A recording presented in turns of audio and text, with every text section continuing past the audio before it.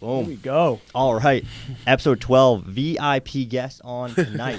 We got Al-Amir Dawes, a senior guard for your men's Seton Hall basketball team, a hometown hero.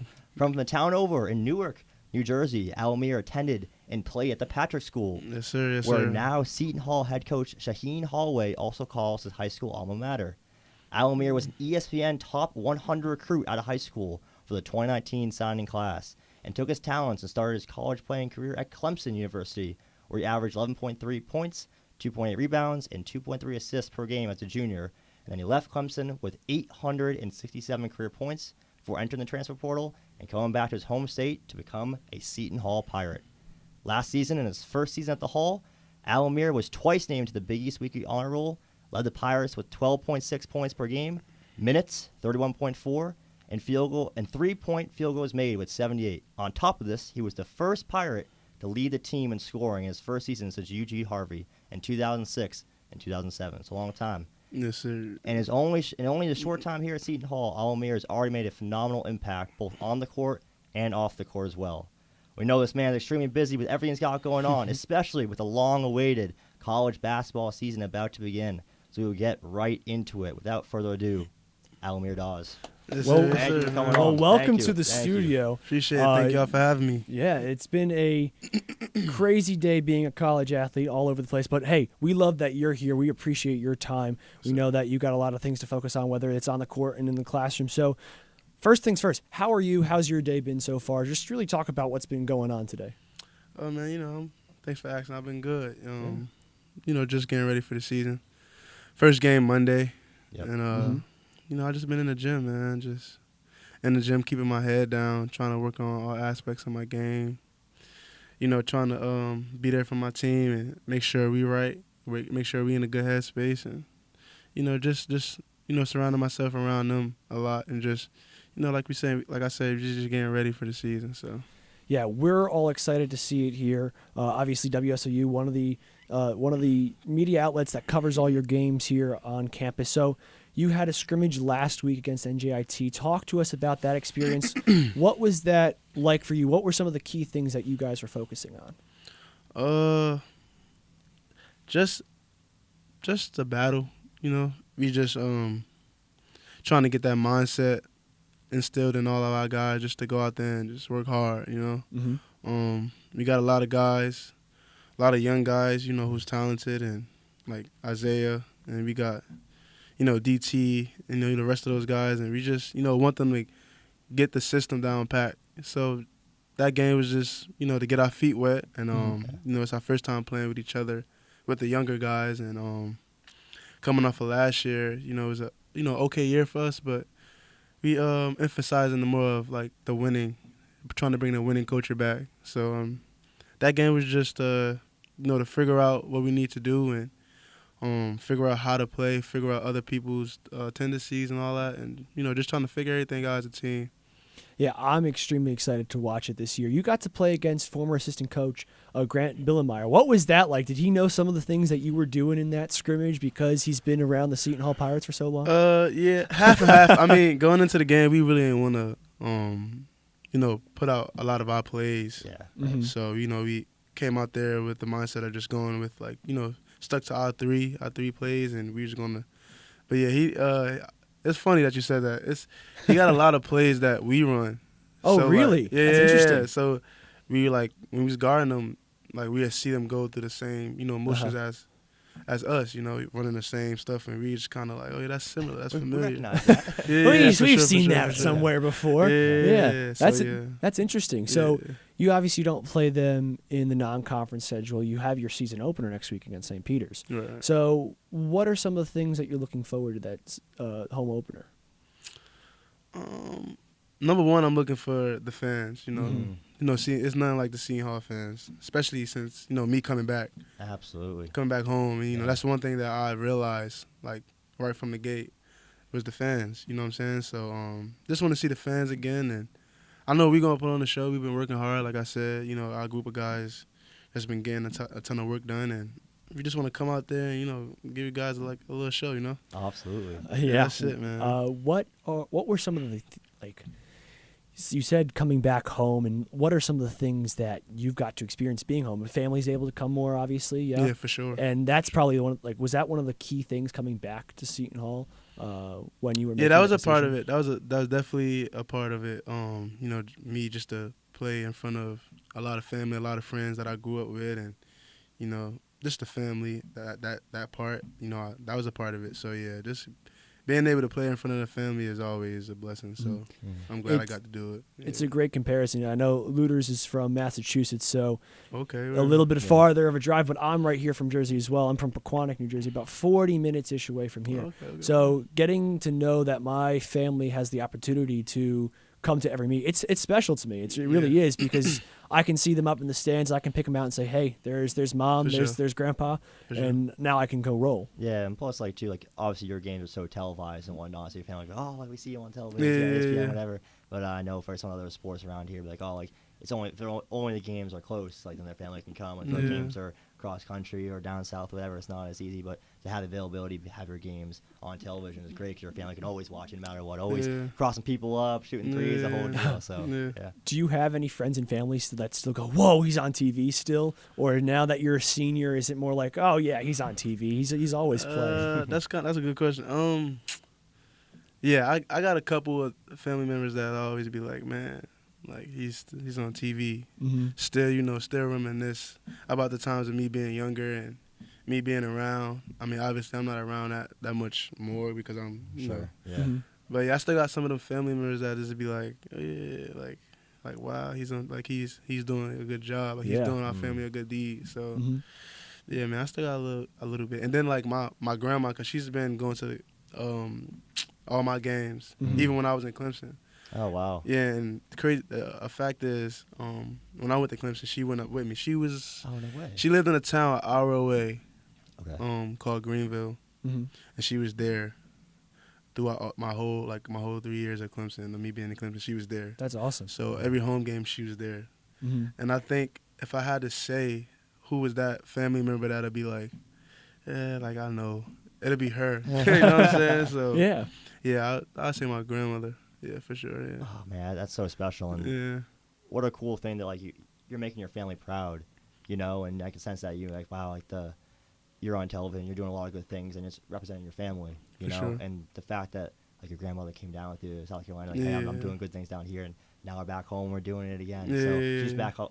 Yeah, she's back home. Yeah, she's Great. back home. Awesome. Yeah. That's sweet. She's still going to every home game if she possibly can. Every home game. That is amazing. Yeah. So let's talk about a little bit before Seton Hall. Let's talk about before college. So what got you into playing basketball to begin with? It's my mom. She passed away when I was 5. But Sorry. No, all good. I was 5 years old, and this was the story I was told. My grandmother told me. She bought me a hoop and a basketball, and I just in my room I just sit and play, spend hours and hours throughout my day just on a hoop, no matter what. It's nonstop. All the rest, the rest of my cousins and the rest of the kids are outside or playing games. Don't get me wrong, I was playing games, but I spent hours and hours just playing basketball. So I just took it and ran with it. Right. And then so I kind of was doing it since middle school. My friends throughout middle school, they were showing me love. They always knew I could ball. Yeah. So I was that kid. If you knew Al, you knew he can ball. So, just kind of that love, and in terms of basketball, I was getting that, and I enjoyed it. So it kept me going. So I was just playing, and I was always just in the gym throughout my middle school years. Always just teaching myself. It was a time where I had I had fractured my pinky. Really? Yeah, I had fractured my pinky. I don't know what month was it, but I had fractured my pinky. It was during the summertime, and I had a cast on my whole hand. Okay. And I still went to the gym just dribbling with my left hand. That's kind of why I'm so good going to the left too. I was just working with my left hand the whole time, shooting too, layups. Right. Not even using my right hand. I had a cast on it. You know what I'm saying? So I was just using my left hand. So a couple weeks go by, and I fractured my thumb again on the same. Oh my on God! the same hand. On the same hand, and it was during the AAU game too. So, And the crazy thing is, during that game when I fractured my thumb, I still was hooping. Like, I just thought it was jammed. Mm-hmm. Oh, So here go me. I'm doing this. Like, I'm trying to fix making it and stuff. worse. Oh, like, man. like, you feel me? Like, Yeah. I'm still Yeah. shooting out there, driving to the basket, all that type of crazy stuff. Oh, man. But yeah, and then so hand was in the cast again, Mm-hmm. but that ain't stopped me, you know. Right back I got left right hand. back left hand. Left hand. You feel me? So yeah, That's that's how. So basically, I was just teaching myself a lot of things that that I brought with me was self-taught, and I used to hoop with my uncles, Mhm. like that were so much older than me, and I was able to play with them. That's how good I was. you Yeah. know? And that what made me, my uncles and my cousins, going to the gym with them, and it's a whole bunch of all of that things meshed together, and So I'm funny- here now, yeah. Funny you mentioned that. So I also broke my left pinky way back when I was in middle school. What you had did? Oh, I was hooping, of course. I You was playing hooping. basketball. I was going up. We put the I couldn't jump. I was a little 8th grade guy. I didn't grow yet, I feel And we you. put the hoop all the way as low as you can, and I jammed it on the backboard. Didn't know I broke it. Went to the hospital. They're like, "Oh, minor fracture." But for me, I couldn't swim for a couple weeks. I Oh, couldn't wow. use my hands, so I couldn't catch any water. So that was a tremendous oh, what are we gonna do? Oh, so you're a good swimmer. Yeah. So Yeah, for the I people swim- out there that don't know, I can't swim at all. So This man's the captain. Yeah, I need help with that. So hey, you know where the pool is. You can. hey, you can look, hop I'm in with scared, us. man. I really need some assistance. Like, Hey, we can get you in there, but this is how I relate it to. But for 6 weeks, I had a kick. I couldn't do anything with my hand. So kind of like you were saying, you used your left hand Yeah. with John Midley. That's how you got so good at it. So using that injury per se and kind of building off of it, that's how I was able to get a stronger kick and kind of develop Sure. myself a little okay, bit okay, faster. okay, yeah. So that's huge part of your development. Now, you say you like to drive to your left a lot now, and you mentioned that you mentioned that that's something that you worked on because you broke your right hand pinky. Is there something that where after you broke it, you kind of hesitated a little bit through that injury, or did you just put the head down and go after you were done? I was risking it, I was Uh-huh. just doing it, I didn't really, I obviously, like, me personally, I'm a careful person, so I Mhm. knew, like, the limit that I can, withhold, so I was just, head down and still doing what I had to do. Yeah. Still going against people, whether it was 1-on-1, 2-on-2, Mhm. like, I was doing those kind of things, so that's what got me better. I can go which way now, so Yeah. that's, like I said, it was self-taught. It was crazy. Mhm. It was crazy. I think I don't follow the NBA too much, but I remember there's a play with Kobe Bryant. Like, he popped his finger. Oh, yeah, out. he dislocated He it. dislocated. And Mhm. he's trying to put it back in, but again, trying to go, like, puts it back Hit in. the It free sounds throw. like you're trying to do that. On the Yeah, court and yeah, whatnot. It was hurting too, man. Yeah. I thought it was like the thing was I thought it was like swollen. Like I thought I jammed it. Mhm. Right. So like as I'm pulling it out, it kept going like it kept going down. It kept going That's down. not so we're And supposed you to go. just not know what is going on. I'm like, you know? I figured it out after the game. Yeah. Still played the Still whole played right game. through it, Still all that. played. That's Just amazing. adrenaline. I scored a going. ton. Adrenaline. Yeah, like it was crazy. It was crazy. But Wow. Do you have I know you mentioned your uncles and how you kind of just like they are much older than you and you just hung with them like you're just playing and playing.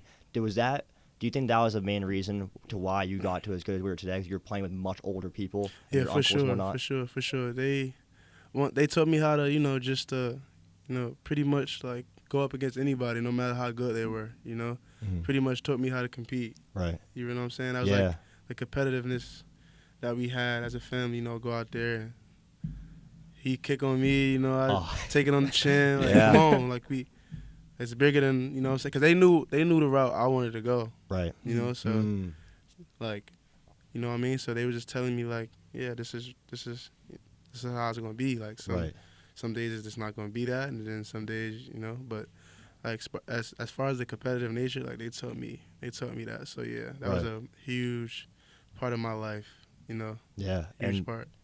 the competitive nature is so important, especially like I know for basketball, maybe at basketball standards, you're not the tallest or biggest guy, Right. but that competitiveness kind of like matches that and takes that over. Takes everything over. And yeah, like exactly. the fact that they knew like, oh, he wants to play Division I college basketball and good Division I college basketball. It's like we're not taking it easy. Like we want to get him where he goes. It might be tough. It's gonna be tough at times. Man, exactly. That's how they had their mind, going. Like that was what going through their mind. Right. It was crazy because when I was younger at that time, I really like talk about competitive nature. I really was doing it because I didn't want to get, kicked on in basketball. Like I didn't want to be that. Like I wanted to be that person to do it. You know what I'm saying? Like I wanted to be top dog. You know what I'm saying? Right. So every time I go to the gym with them, it's like I'm coming to, get after it. You know what I'm saying? And it was just that. But like that at that time, like I really didn't see my vision or like my feel. I didn't really have anything. I was just doing it because of how close it brought me to people. Like I was connected with people, they knew me because of basketball. Like I mentioned earlier, like they knew me for basketball. I was the popular kid on the block because of that. You know what I'm saying? At that time, like during my middle school time, that's what I was doing it for. I didn't have I wasn't on the court, doing my thing, thinking like, yeah, I'm like obviously I want to go to the NBA, right? Obviously, yeah. Right. But at the time, because I'm from the hood, so I was doing it because also it was like I'm also being protected. It's a lot of, gang members out there. They knew me for that. You know what I'm saying? They knew not to, you know what I'm saying? They even told other people, like, that's him. Like, like he got it. You know what I'm saying? Like, that's Al. Like, leave him. Like, it don't matter what you do. Like, just leave him. So it was that. And, I was making my family proud, too. So I was doing that. And, since my mom passed, I'm always going to do it for her. You know what I'm saying? So I was doing it for her. And mind you, but that was just the three things that, love is bringing me love, protection, and I'm doing it for my mom. Obviously I want to go to the NBA, but, I wasn't doing it. I didn't know, I didn't know, I didn't even know what high school I was going to. Yeah. You know what I'm saying? I still could have went to like a public high school. Sure. But it was just, I had the right people in my corner, and they knew the route to take, and I just followed, I just followed. It was tough, but I followed, so. Thank you for sharing that. That's a really tough story. Thank you. So how did you choose the Packer school out of all the high schools that you could have chosen from? Yeah, right. So, just the people in my corner, my dad, he started realizing, what I can do with it, and just told me that he had connections, and he knew the high school coach or whatever, and put in the word. You know how that is, and absolutely. I came about, and I went there. I went there, and it was a good name. A lot of people came from there. Kyrie Irving. Yep. And that's, look, like when I was young, that was like my favorite player. Probably still is till today. Nice. And so I'm like, I'm going. Took it on, and then. Yeah, I went there. So any exciting games that you kind of remember from your high school career? You're like, yeah, that game put me on the map in my high school career. Yeah, it was a couple games, but I gotta say, I think it was AAU that really, made me get out there, put my name out there. It was AAU. I played for the New Jersey Players. Okay. I don't know if you guys know Isaiah Briscoe. He played for there. He went to Kentucky, and yeah, so he played there, and that was a huge program to play for. So I went there, and then as I'm traveling and going to these different tournaments and everything like that, nationwide tournaments, I was doing my numbers, scoring at a high clip, winning a little bit, going to championships and Final Fours and all of that in terms of the tournaments, and that kind of got my name out there, So like AAU played a big part in my career. So throughout our episodes, we've kind of asked different people on how they got recruited, and a lot of it is transitioned to social media. Would you say that's kind of the best way to promote yourself now to get to these top D1 programs, or do you think there's today, another route? For sure, today, because it's a lot of outlets, Back then it really wasn't, especially when I played. I mean, there was a little bit of it, but it wasn't popping as now. Right. You got all those guys video. All you could do is like make a video and just post it. Post it on an Instagram or anything. We had a couple of that, but to how it is now, like if I had that, it would have been crazy. It's like it's easy, man. It's a lot of outlets, man. Yeah. Yeah. So if you were getting recruited today, you would just made a video, submitted out to a bunch of coaches, like an online platform? Just like the video, like even like in AAU. Yeah. We could probably go like high school, middle school, just making videos like highlights. And just keep uploading it. Yeah, you got your camera dude right there. Yeah. You can make day in the lives. Mm-hmm. Oh, Things okay, got Interesting. it. I never even thought about that. Things Yeah. to just like put you out there Yes. and let the world see you. Right. And now it's like, oh, all right, he's my favorite player. I like him. Right.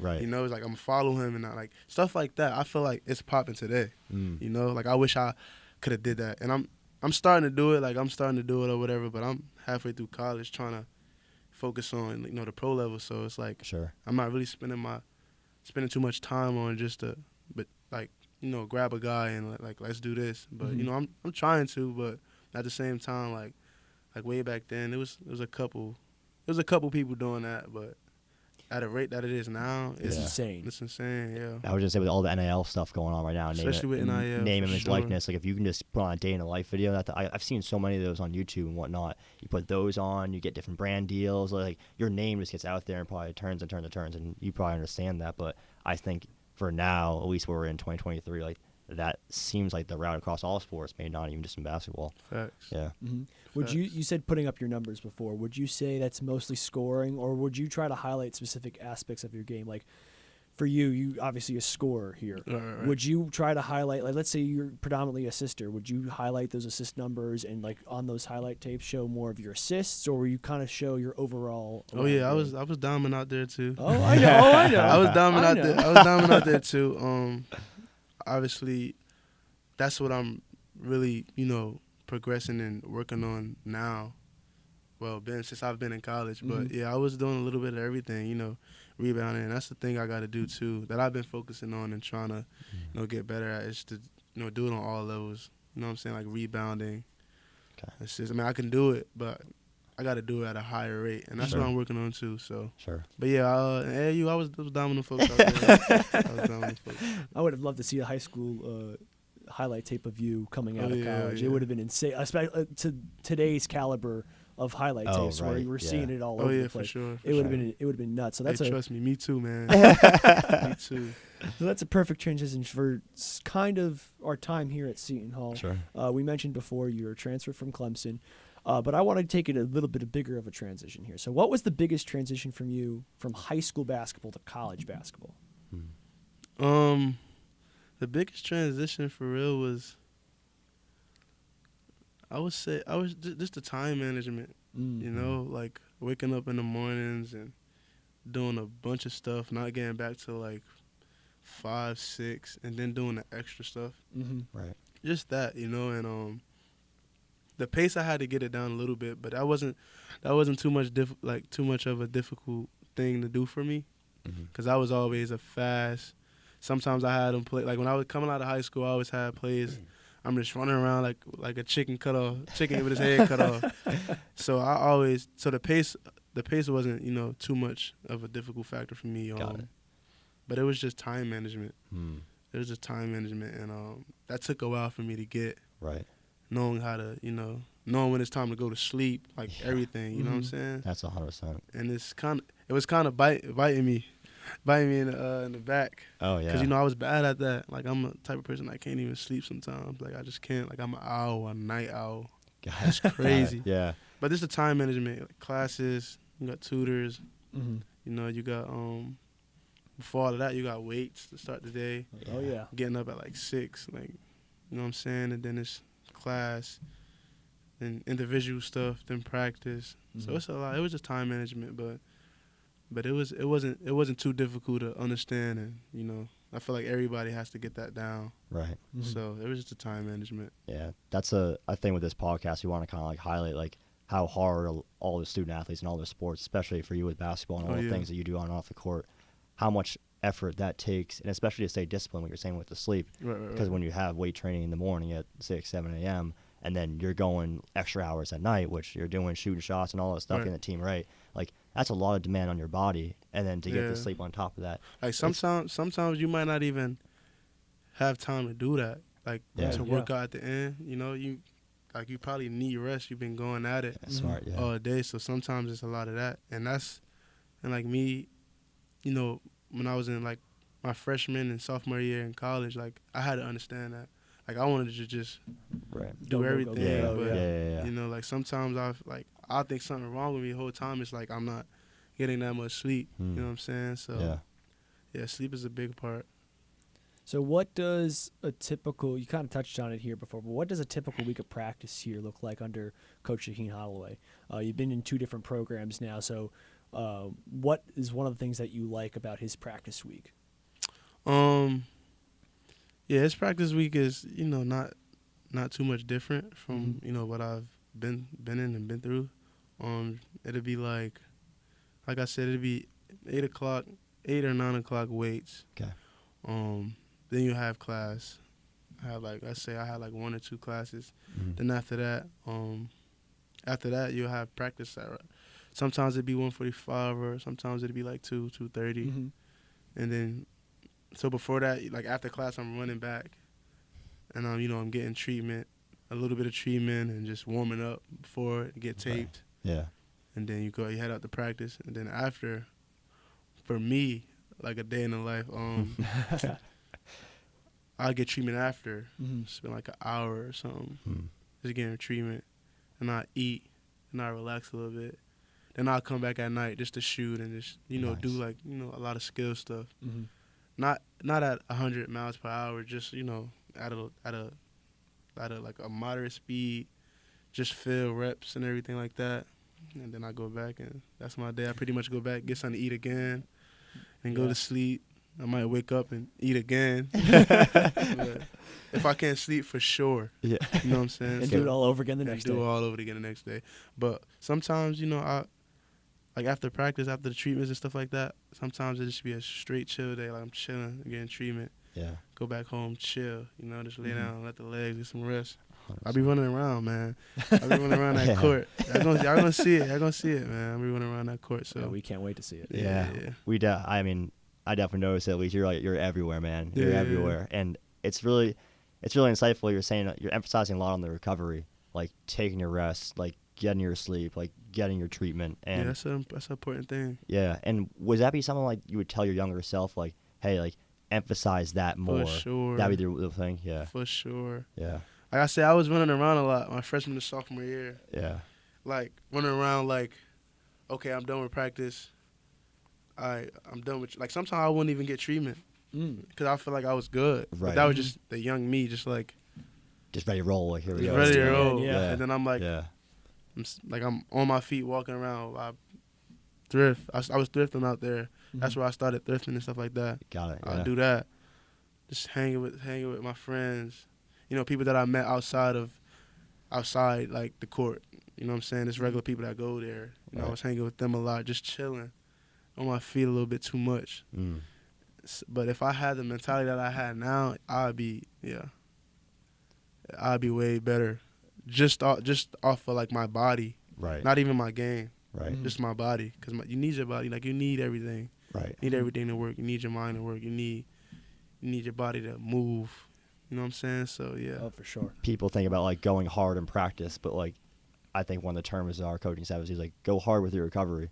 Like, you can go hard in practice, but go hard with the recovery. Like, that's almost as important. Yeah, treat it like the same way, yeah. Yeah, so awesome. It's something I just learned this past year, honestly, my freshman to senior year. I'm like, okay, we're just going to roll, and we'll do treatment when we can. Yeah. Then the injuries start piling up, and the body gets a little sore and more tired. And getting in that ice tub is not my most favorite thing in the world. Yeah. But at the end of the day, I know it's going to make me better. So I hop in the ice tub, sitting there for 8 to 10 minutes, and I'm like, whoo, I'm not going to like it at first, but it's going to make me a little happier at the end of the day. Yep.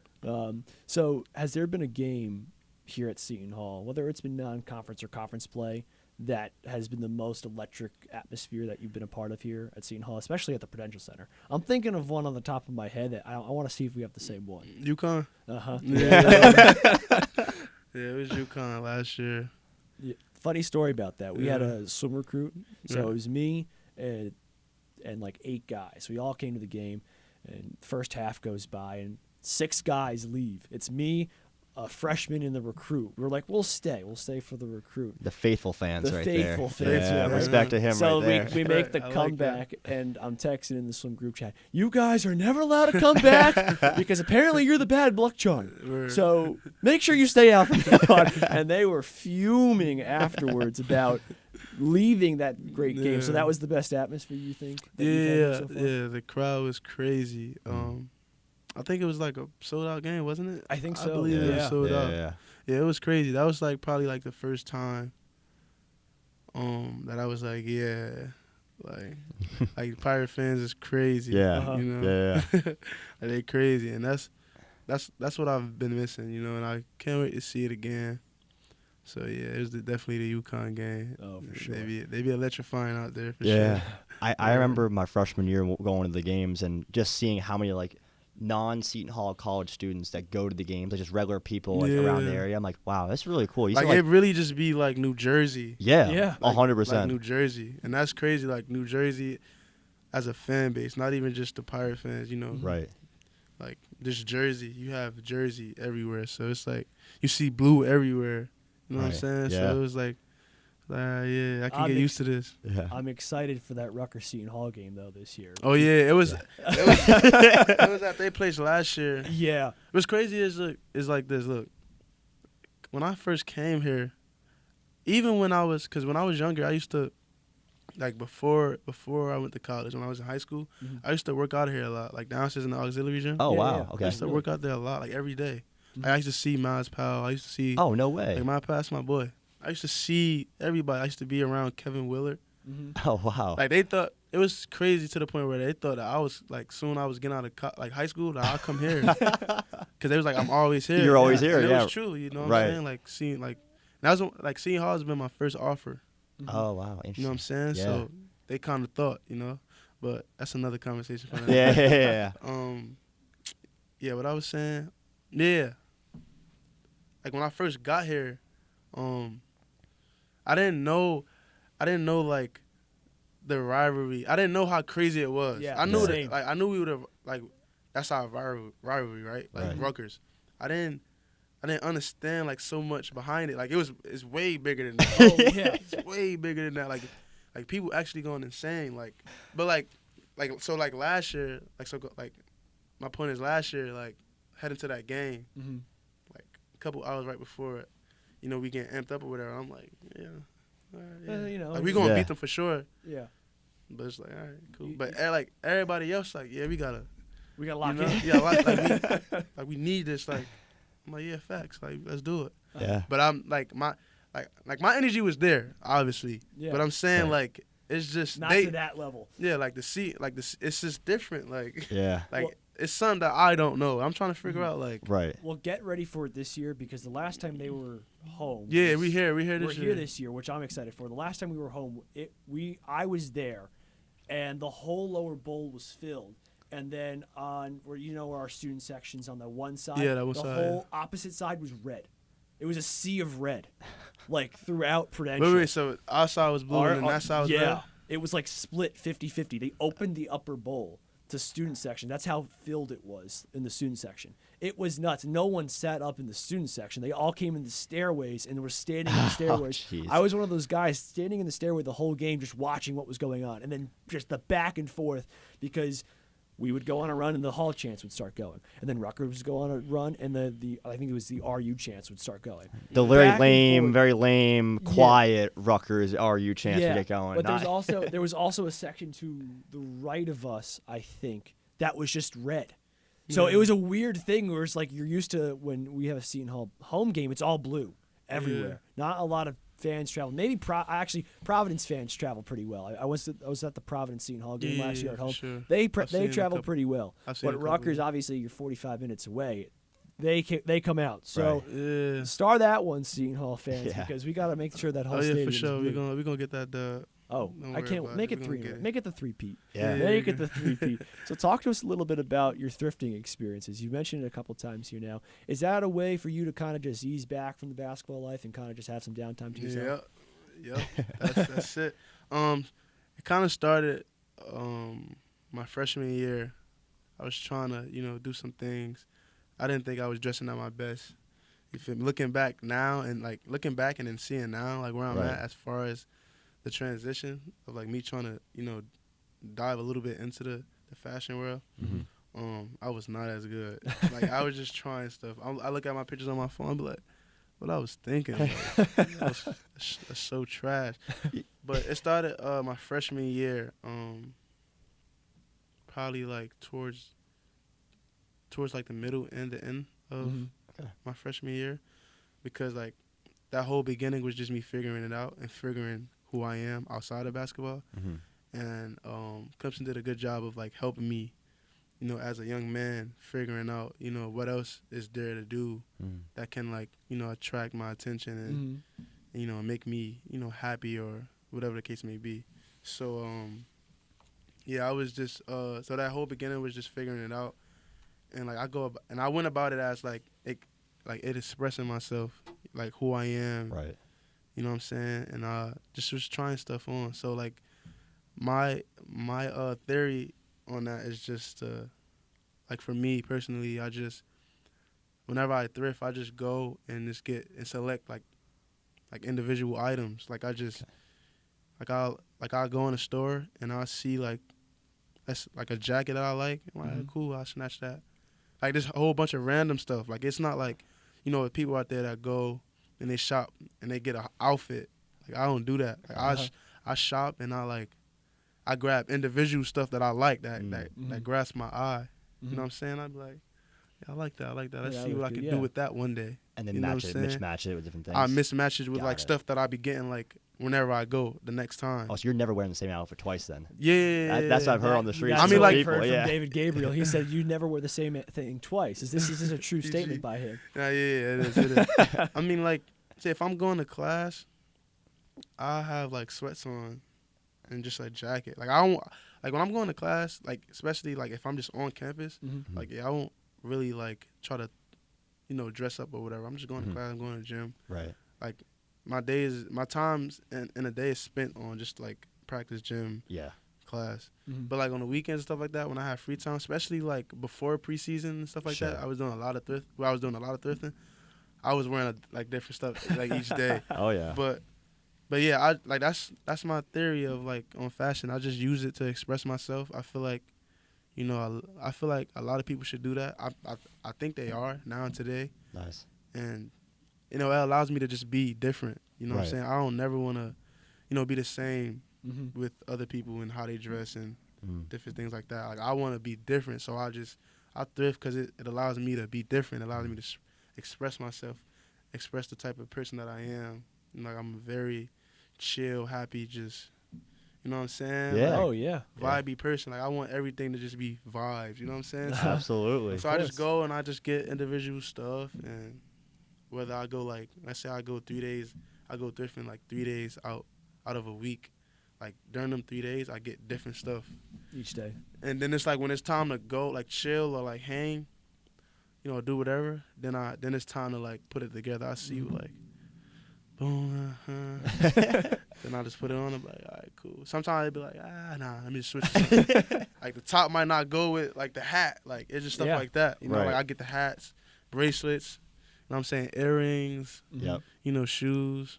And like now today, like, you know how it was like every year it was like a different era. Like it was like 2-3 years ago it was like the Dunks era. Like everybody wearing Dunks, Jordans and stuff like that. Like I was doing that, but now like during this time I wear different stuff. Like you might see me in Uggs. Like in the summer I was wearing Are those Uggs. back? Uggs are back or no? They are back. Here we go. Listen, I was in the summer. I was wearing Uggs in the summer. Like shorts, like jean shorts, Uggs. People was looking at me like I'm crazy. Like you're not hot. I'm like, bro, I'm comfortable. I'm really comfortable. Like I'm not hot. Like bro, I went to school in Clemson for 3 years. It was just nothing but hot days. Like like we wasn't getting snow, anything of that. You know what I'm saying? Might be cold mornings, but it's gonna warm up like that. So I came here. I'm wearing Uggs because that's what I like. You know, what I'm saying? I like being different. You know what I'm saying? So I was wearing Uggs, cut off shirt, graphic shirt, a hat, and you're set. I'm set for the summer. Right, and you're comfy too. And that's the thing I go for it too. Like I like to be comfy. Right. Like I like to wear baggy stuff, baggy jeans. I like to be comfy. I like to move around. You know, I don't want to be tight and just. I want to move around. Not the beauty like, hurts stuff. Like I want you to be comfy, relaxed. Also look good, but comfy, relaxed. Yeah. I don't have any sense of style like that. You might need to help me out. Look, but the more I comfy you understand that. is, the more happy you'll be. I swear. That seems so straightforward and simple. I think more people need to take notes from that. I swear. Yeah, for The more sure. the more comfy you is, the more like Relaxed you are. relaxed, You're ready to go for your day. you outgoing. Like Yeah. even like the people that's not outgoing, you'll find yourself outgoing. Like Yeah. you're chilling. Mm. You know what I'm saying? Do you have a article of clothing that's like your favorite, or is it kind of now just I'm just adding to the collection? I'm and just going it's with just broad. Like Nice. everything. everything? Like, everything that's like fire. Mhm. Like if I see an Aeropostale shirt that's fire, I'll wear it. Like Mhm. it doesn't matter. Okay. Like I'll shop. Like I'll be shopping from Goodwill and all that. Mhm. Like any type of Yeah. clothes, it don't matter. Right. You know what I'm saying? I might have something that's like that people will know. Like I might have like some like a Goodwill shirt, but the shoes Right. would be something like So Jordan or like Off-White or something like that. You know what I'm saying? Like I Yeah. won't. But that's how I mix it up. So That's awesome. Yeah. That's awesome. I don't know. So do we have anything more? You want to advice the pirate? Do you want to add? Let's And go then- into advice to a All part. right, I can take that one over. This is a good one. I'm Yeah. excited for this one. I want to see what you have to. Yeah. you So have we're to go. kind of this is kind of our last two sections, like wrapping up here and whatnot. right, and right. I noticed that with you, like when you kind of first came here, just talking in the training room, you were so open and so kind and so positive with me, and that maybe come from the baggy clothes, being comfortable and whatnot now. But I think it's a testament to your personality and all that, being very positive with not just the basketball guys, it seems, but with everyone, all the student athletes. Yeah, Like for sure. I'm on the baseball team, and all the baseball guys saying like, yeah, like I would say, hey, what's up, how you doing? I'm like, I didn't even think I knew him before, but he just said what's up and being really kind. Yeah. Is that something that you instilled like from like an early age, or did you develop that? And what advice would you give to someone like trying to be more positive and trying to be more outgoing? I like this question. Yeah. So when I was younger, I wasn't really open. I was like in my shell. Probably won't even say nothing to you if I didn't know you. You know what I'm saying? Like obviously I had my friends that knew me very well, Mhm. and I was able to just do anything around them. Mm-hmm. And so that was that. And I think a lot of what you were saying about me now, like Yeah. being more, that developed in Clemson. Okay. Clemson is like when you hear Southern hospitality, Mm. that's really true. Like it's really real, live in effect. Like it's really something.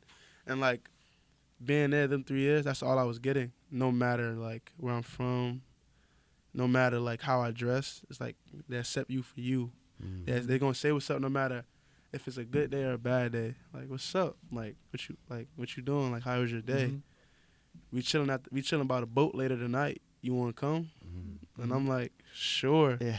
And that's just natural. Like they doing that without even like knowing you. Got it. They just like, what's up? Like you want to chill? We just chilling. If you want to do it, you fine to come. And then like even when so let's say I'll come, right? And I see a lot of his friends or that individual that said that to me. I see a lot of his friends, and they'll be on the same timing as him, not even knowing me. Like what's up? Like Right. you know what I'm saying? I was Yeah. just like that's what I was getting, in them 3 years, and that kind of like helped me grow and just like, hey, like even though I don't know you, like I still want you to have a good day, like go be successful, like you know what I'm saying, like go be happy. I just want everybody to be happy, you know what I'm saying? And then Yeah. like coming here, I knew as far as the basketball team here that there wasn't a lot of that from the previous years. Mhm. I don't know whether it was because of like whether it was cockiness or like I'm too good to do this or I'm too good to, or like nah, I can't do that. That's embarrassing if I go like talk to other teams or other sports. Like nah, Sure. that's never. Yeah. It should never be like that. You know what I'm saying? Like we all working hard. You know what I'm saying? Like, Yeah. even though I'm getting up in the morning, you doing the same thing as well. Sure. So like I know. So I'm like, what's up? Like Yeah. if I can do that to like help you go on with your day, I'm gonna do it for sure. Like what's up? You know what I'm saying? That is a Yeah. phenomenal Fantastic. answer. Like now we Yeah. were coming up with this question, I was like, I don't really know like what maybe somebody he's always been like that or whatever, but man, there's a lot of real intention behind that. Like when you were saying that, you're like, man, like I care about you. I don't really know you super well, or I might know you super well, sure. but I care about you. I want you to have an awesome day, and I respect the grind that you're doing as a student athlete. So huge props to you on that. Appreciate it. Huge props. Yeah, Appreciate it. huge Appreciate problem. The biggest takeaway I think, no matter that person that you're dapping up and saying hello to could be having a terrible day, and that one little act of kindness can kind of switch it. Fact. And Come from Al-Amir Dawes. Yeah, like, oh, facts. he said hello to me. Yeah. Bro, a lot go. of It's a people, big thing. a lot of people ain't know. A lot of people like when I first got here, even last year, like just like I could feel the energy like wherever I go, and like the tension. So like when I'm walking in like the training room where I see all you guys, where I met you, and when I see like last year I felt it, and like I say hi, what's up or whatever, and they look at me like, not because they probably not mean, but they just like nah, that don't happen here, you know. And I'm like, and it'll leave me bamboozled. I'll be like, all right, where's the high back? That's changing. Yeah. Like so even still like me to even go still do the things I do after seeing that. Like some people won't even like, nah, I ain't saying what's up to him. Like I kept going with it. Cause I knew, like Seton Hall, it wasn't, you know, like the basketball players. They label us as like we cocky or like we just think we're better than everybody. But obviously, like I don't think like that. Like honestly, I don't think like that, bro. Like everybody's the same. You know, everybody got problems. Everybody go through something. You know what I'm saying? And like I want to be that joy, and I want it to happen like vice versa. You know. So like I just try my best to just say what's up, that people. Like, you know, it don't matter what type of clothes I wear. It don't matter the popularity I might have. Like, I'm still gonna rock out with you if you like, if it's genuine, if the vibes are equal. Like, I'm gonna rock out. It don't matter. Like, I'm not that type of person, bro. I play basketball. That's it. But amazing. you know what I'm saying? I got such respect for that, man. I think everyone listening that doesn't know you as well, be like, wow, like he really has a lot of intention with that. So.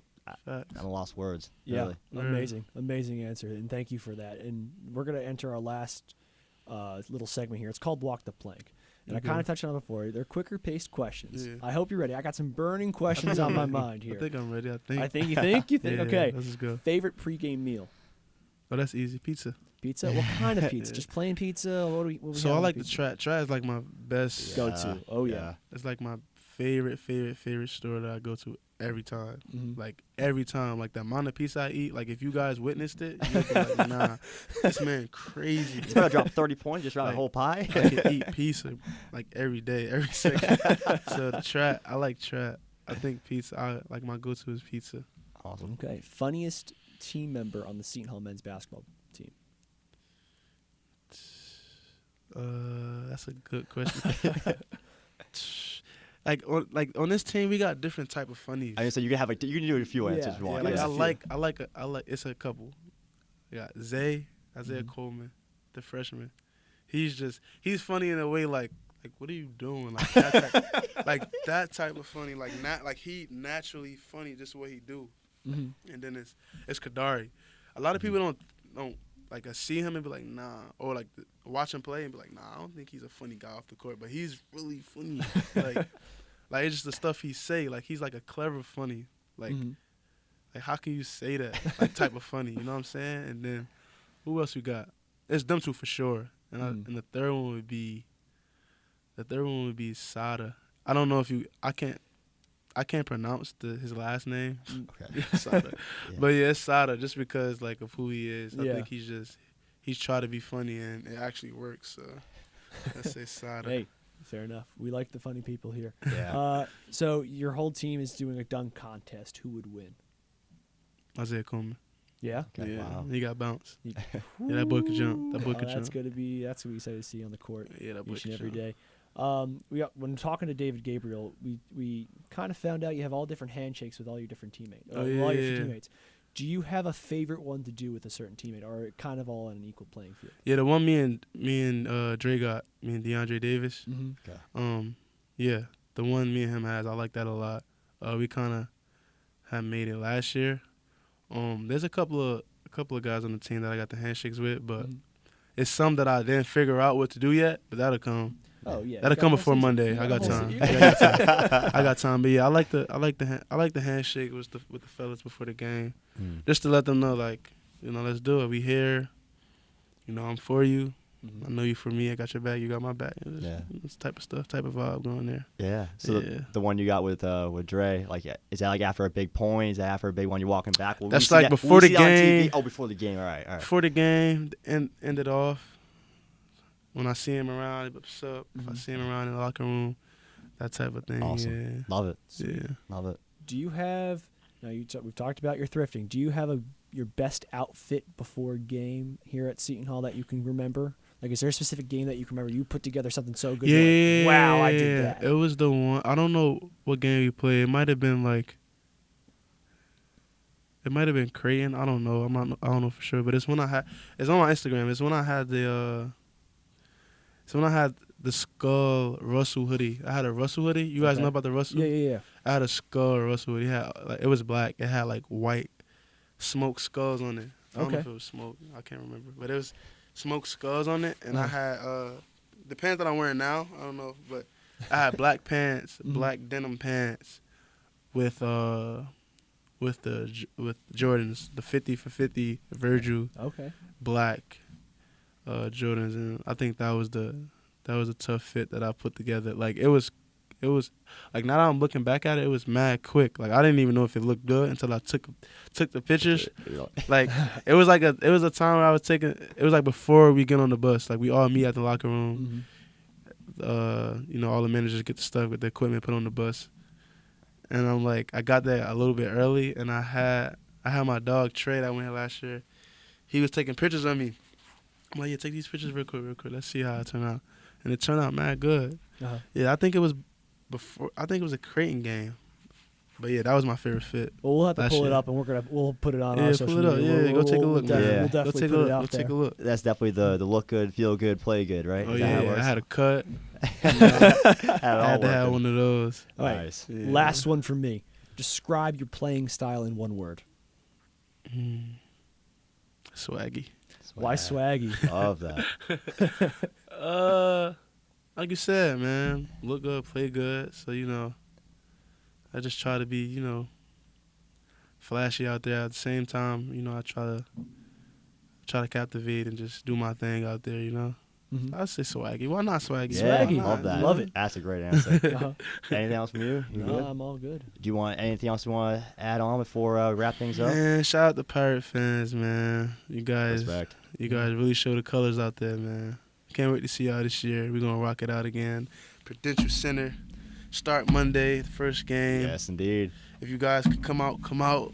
Let's do it, man. Yeah, Appreciate you awesome. guys for having me, for sure, course. man. Of course. Thank you for coming on. We'll definitely be there. Yeah. We can't wait. And I know, as I said before, you have an extremely busy schedule. For you to take the time to come on here, for all the listeners that are going to listen to this and all your following and whatnot, they're going to really appreciate this. And thank you for being who you are and learning all these really cool stories and insights from you, man. Like you're a really beautiful human being, all the things you do on and off the court, what you mean to this university, what you mean to your family, what you mean to this fan base. So thank you for being who you are, and good luck this season, man. Lots of love. Appreciate it, my guy. Yeah. And that's going to wrap up episode 12 here with Al-Amir Dawes from the Seton Hall men's basketball team. I'm Yes, Justin sir. Osterwick, joined alongside Jonathan Luders and Al-Amir Dawes. We will see you next time for episode 13.